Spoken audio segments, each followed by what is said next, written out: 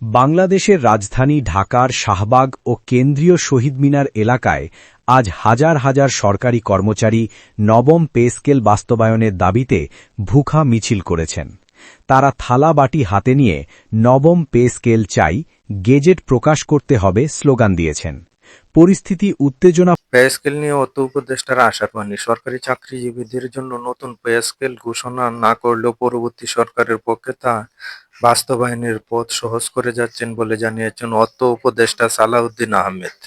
অর্থ উপদেষ্টা বলেন, নতুন বেতন দ্বিগুণের বেশি বাড়ানোর সুপারিশ করে জাতীয় বেতন কমিশন যে প্রতিবেদন দিয়েছে তা অত্যন্ত ভালো।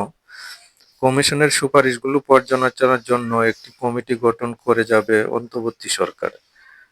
সেই সঙ্গে বেতন কমিশনের দেওয়া সুপারিশ বাস্তবায়নের জন্য প্রয়োজনীয় অর্থ বরাদ্দ থাকবে। তবে পরবর্তী সরকার পে স্কেল বাস্তবায়ন করবে কিনা এমন শঙ্কা থাকে। এ বিষয়ে জানতে চাইলে উপদেষ্টা বলেন, টাকা পয়সা দিয়ে যাব, তারপর সুপারিশ করে যাব। আশা করি এটি সফলভাবে বাস্তবায়িত হবে।